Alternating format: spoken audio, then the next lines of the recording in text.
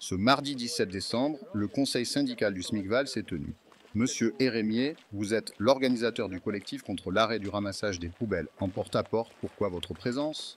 Nous sommes présents, maires, adjoints, conseillers municipaux, pour assister au comité syndical du SMICVAL et écouter la réponse posée par l'un de nos collègues, Monsieur Jean-Franck Blanc, maire de Teuillac, qui s'est vu notifier en septembre la fin de la collecte en porte-à-porte à compter du 15 janvier 2025.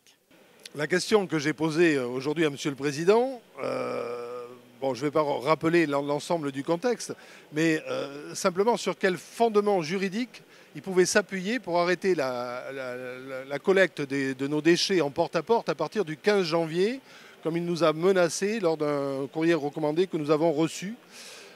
Sachant qu'aujourd'hui, l'ensemble des éléments de la délibération du 6 septembre 2022 n'ont pas été appliqués. Si je prends nos 8 communes, il y a eu une opposition de nos conseils municipaux pour pouvoir trouver des terrains, pour pouvoir mettre ces bornes d'apport, non pas d'apport volontaire, je dirais plutôt d'apport collectif.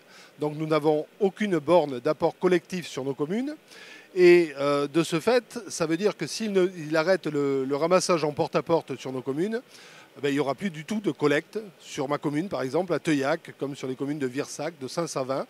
Les administrés qui ont payé leur impôt au travers de la TOM ne verront pas collecter leurs ordures ménagères. Donc je pense qu'il y a un manque de fondement juridique et j'en appelle le président Guinaudy à tempérer, à simplement nous laisser, je dirais, la même chance qu'ont pu avoir les délégués de la Cali, où ça a été repoussé jusqu'après les élections de 2026, parce que je pense qu'il faut revoir le projet dans son ensemble. Aujourd'hui, on est tous convaincus qu'il faut arrêter d'enfouir des déchets, qu'il faut valoriser ces déchets-là.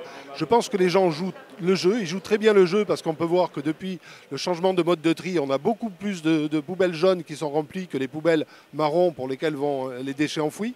Donc je pense qu'il faut travailler ensemble. Quand il nous dit que la porte est ouverte, si c'est simplement pour savoir où est-ce qu'on peut déplacer les points d'apport collectif, c'est pas ça qui nous intéresse. Nous, ce qu'on veut, c'est revoir la réforme dans son ensemble.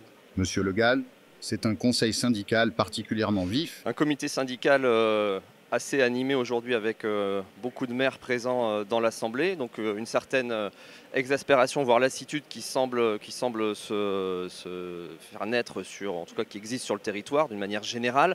La Cali, pour sa part, est liée par un protocole avec le SMICVAL et j'ai eu l'occasion de rappeler aujourd'hui en comité syndical les engagements qui sont les leurs et les nôtres.